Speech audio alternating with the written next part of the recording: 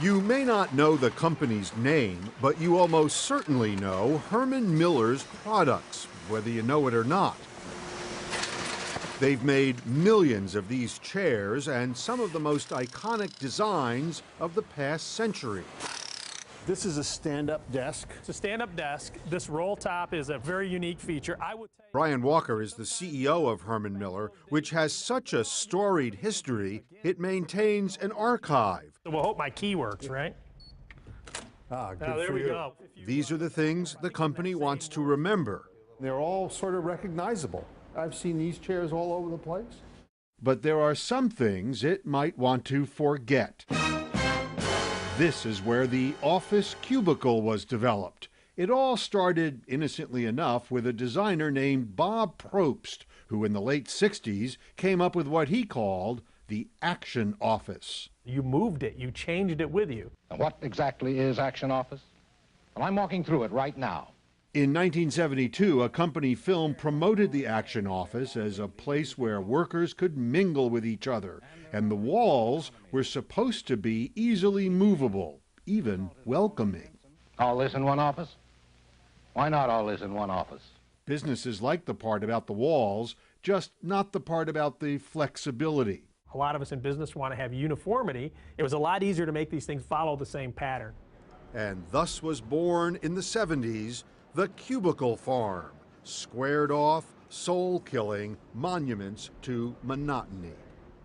The cubicle became reviled and ridiculed and the centerpiece of the Dilbert comic strip. Over the years, it became almost stylish to bash the style-less cube. Few remarks about cubicles have been as eloquent as this. Not all organizations are intelligent and progressive. They make little bitty cubicles and stuff people in them. Barren, rat hole places. The man who said that was Robert Probst. Do you wish he hadn't said that? Don Goman is Executive Vice President of Herman Miller.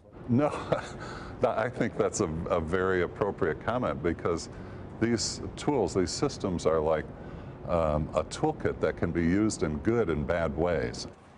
After selling roughly $10 billion worth of cubicles, Herman Miller thinks it knows what's next. And it's a lot like what Probst had in mind back in the 60s. Well, if you could let us know you're meeting at 3. This is their office. It's open, it's airy, and there's not a cubicle in sight.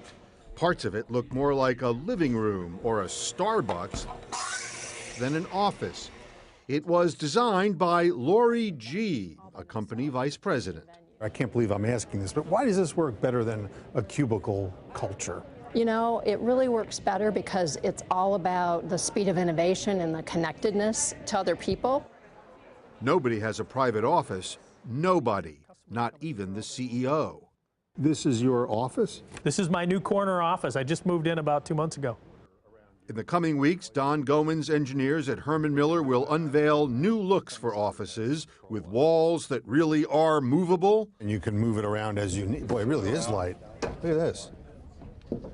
And workplaces that are completely open. Both physically and metaphorically, you're tearing down walls. That's right.